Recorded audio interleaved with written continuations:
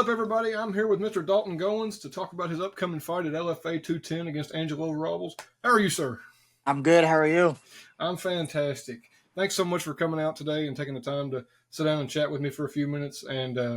So I just got a few questions for you, so we'll go ahead and get into it. I want to get started with something that is always interesting to me to learn. Where, um, what got you into fighting? Was there any inspirations or anything that? So not so much inspirations. I mean, growing up, my dad he boxed for the USA team, and he was on there with Fernando Vargas, and he got to spar and train with Oscar De La Hoya. So growing up, I was always around fighting. Um, I think when I hit middle school, I started wrestling in sixth grade. But before then, I would always go to the gym with my dad, and while he was training, I was little kid, just didn't know what I was doing, hitting bags. Probably messed up my hands a few times that I don't even remember. But in middle school, if I wasn't wrestling, wrestling season's usually November through February, November through March. Once wrestling season was over, now I'm going to the boxing gym with my dad. And then when I get back from the boxing gym, I got to do my schoolwork. Then go to bed, wake up, go to school, repeat. Did that since middle school. And then the plan was after high school, I wanted to box. And I was going to do that, try and go to school for physical therapy and all that. And I got accepted in Louisville for the physical therapy program. Didn't sign my acceptance letter in time. The freshman class got full. So I ended up going on a visit to University of Cumberland and wrestled there all 4 years. After that, I'm not done competing yet. I was like, I want to be a professional. And I wrestled NAIA. I didn't have it in my head that I was good enough to wrestle at the Olympics or the world team trials and stuff like that. So my uncle actually invited me to move out to East Tennessee and help train my cousin Mason now, he committed to West Virginia uh, probably about a couple months ago. And then while I was teaching him how to lift and helping him with wrestling, I was also training jujitsu and working on kicks for kickboxing and stuff like that. And eventually my coach was like, "Hey, you've been putting the work in. You ever thought about fighting?" Hell yeah, I want to get in there. And ever since, I think it was May 2019, and I just kept doing it. I like staying active, so I've been fighting 3, 4, 5 times a year ever since then. I was gonna say you're really active. Was there a preference? Did you like wrestling over boxing, or did you just? I, I like I liked wrestling over boxing just because it's more gritty.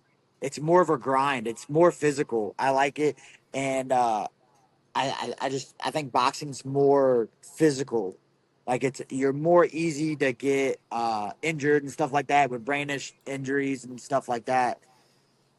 I'm saying that as I'm getting punched and I'm punching people with 4 ounce gloves and stuff like that. But uh, the head trauma and stuff with boxing just it didn't sit well with me. My dad didn't want me to fight either, and he keeps telling me he's like, you need to quit before you get some damage. And I'm like, I'm 29, my brain's good, I'm healthy, so I'm gonna keep going until something happens, and it takes a year or two off, and then I'll be like, yeah, I can't do this no more. I understand. Has there been any kind of injuries you've dealt with in any of your training camps that kind of made you? Nothing too serious. I think there was a fight. What are we in 2025? So it may have been last year. 420 on last year. I think like I was 10 weeks out, and I went for like a roll through armbar, and I shoulder checked the mat, and I actually separated my AC joint in my shoulder. Um, so that put me out about 3 or 4 weeks, but I still had about 6 weeks for a camp. So I went through with that fight, and I ended up winning that pretty uh, decisively too. When you first stepped into the cage, can you describe kind of what that was like? I know since you've had your background growing up and competing and stuff, you're probably less nervous than others coming just straight into it. But So as an amateur, I never really you get these nerves and adrenaline dumps and stuff like that. The first few fights as an amateur, I was just like I was ready to compete. I was in there bouncing around. I was excited for it. It's like I was looking at it like a wrestling tournament, like the first, second place match. All the lights are on you. But once I turned pro, then it was like, okay, these guys are actually good. These guys, they train their ass off just like I do. So there's a chance that I can get knocked out. There's a chance I'm going to get choked out, stuff like that. So, um, 11 fights in, yeah, 11 fights into my pro career, I'm still getting nervous going out there. And I'm big on once you stop getting nervous about fight and you stop worrying about what could happen, that's when you need to go ahead and stop. Was there anything that when you were training, like for in your amateur fights, was there anything when you switched to pro that you had to like majorly change in your like training regimen or anything like that? My conditioning, I had to get higher up because obviously it's five 3 minute, 3 5 minute rounds as opposed to 3 3 minute rounds. I really honed in on my jujitsu at that point too, because as an amateur with the college wrestling background, if I grab a leg, I can lift you up, I can slam you down, and but once you get to the pros, everybody there knows how to grapple. Everyone knows how to shoot a takedown, defend a takedown. They can sneak little chokes in and they can the sweeps and stuff like that. It's a whole different level for you. I was actually watching an interview that you did with, I think it was the NFC for your fight at 164 there. You were talking about how you had a big gas tank and how you like to go into the deep water into the fights. Oh yeah, So did that come from your switch to pro, or was it kind of always you it's always it's had a big always gas been tank? like that. It's I've always pride myself in my cardio. Like I'll get tired, and you can see I get tired, but I'm still gonna go forward. I'm still gonna try and push the pace, and I haven't found anyone that can stay with me for 3 rounds. In all my fights, it's either I get finished, but if it goes all 3 rounds, you can tell you're gassed, and I'm still ready to go another 2 3 rounds. So when you get towards like the end portion of the fight there, and you can see that they're gassed, is your goal to go ahead and finish them always, or do you want to just kind of like ride it out till the decision win? No, I see it even when I'm in training, and my teammates can tell you this. If we start and there's like 2 or 3 minutes left, because we do 5 minute rounds and 30-second rest where we are. If I see you take a deep breath and you're like, and I can see you're tired, I pick it up a little bit more, even if I'm tired, and then I just start ripping your body. And I was like, I'm gonna try and drop you now that you're tired with a body shot. And if you stay up, kudos to you. But that's gonna be the last round you spar because you're gonna be that tired. You're coming off a huge win in January against Kevin Martin Jr. Has that mentally kind of got you in a better space than you think coming off of a loss going into your first LFA fight, I believe here? It's How are you a feeling big mentally? boost. It's a big Big boost. boost, big mentally. I had the NFC fight, which I dominated that for 3 rounds, and then I took a fight against Jason Faglier. So last year I fought on my home crowd in January, and then April, June, and I believe October, November, I main evented in Georgia all 3 times. Um, One of them, Jason Faglier, he'd had like a 2 year layoff, and I was good. I was confident in that fight. I like taking tough fights that are going to challenge me. I want to see if I deserve to be there with the best in the region or whatnot. And I think that fight showed like standing up, I can. I just got caught in a choke, which it happens. There's nothing I can say about it. And Jason is actually in Kansas City right now. Good buddy of mine, Malcolm's fighting for UFC Kansas City this weekend. He's That's fighting, awesome. yeah. So I wish them the best of skills for this weekend. I'm rooting for both of them. Um, After that fight, October, November, I went back to NFC and I got offered a fight at 145. I don't get that big, so I'm pretty big for 135. But I saw the dude and I was like, I can beat him. I can fight him at 145. Round one was phenomenal for both of us. We fought the exact same. We got good foot movement. We got good strikings and stuff like that.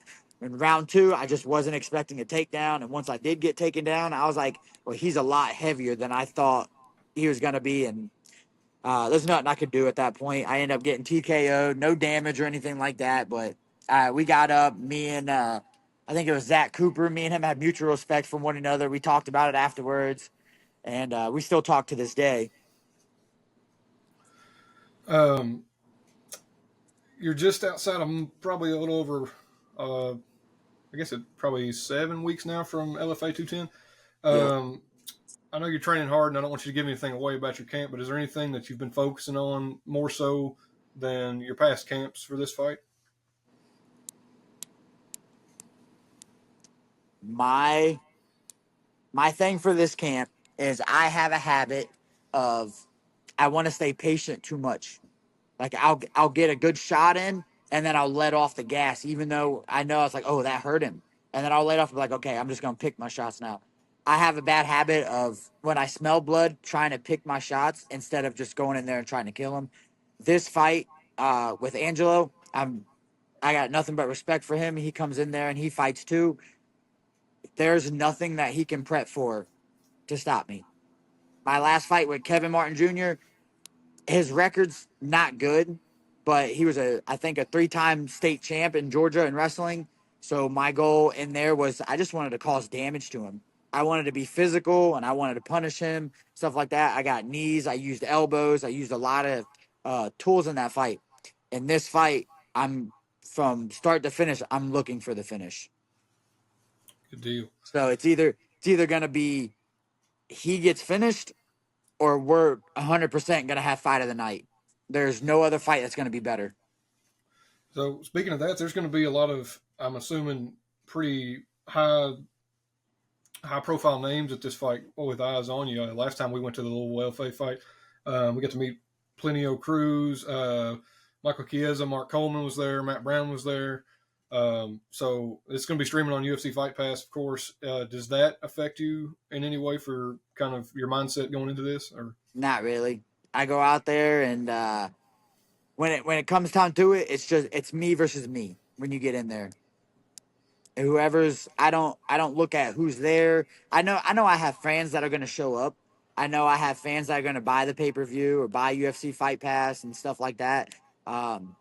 But I'll cut my phone off the day of. I'm not gonna communicate with nobody. I don't know who's gonna be there. I'm not gonna see them before the fight. I don't know who's gonna buy the pay per view. As far as I know, it's me and Angelo in that cage. No one else. I think that's probably a good mindset to go into it. Is there anything that has surprised you as you went through your fighting career that you didn't expect when you started?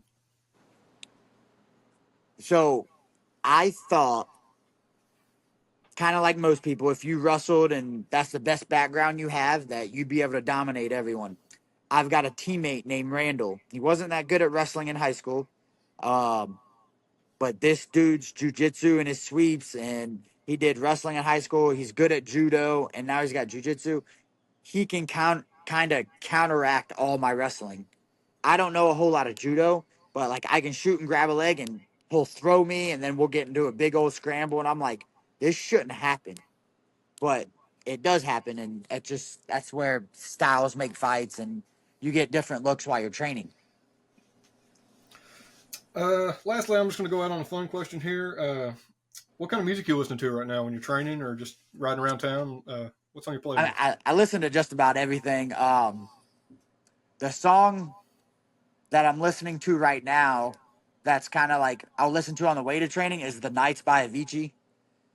But no, I'll go and lift, and when I lift, it depends. I might listen to some Katy Perry while I lift. I might listen to some Doechii, some Glorilla. I listen to everything, dude. I'll throw hard rock on. There's some country songs I'll listen to, but I like to have fun when I lift and while I train. But I can also get busy and switch my mindset depending on the song. Well, Dalton, I appreciate you so much for coming on. Is there anything you'd like to say to anybody before we head out of here? Not really. Everybody that's gonna tune into the fight, you're in for a treat. I look forward to seeing everybody. I look forward to meeting you once I get out there, and I'm super grateful LFA is giving me this opportunity. All right, Dalton, I appreciate it again.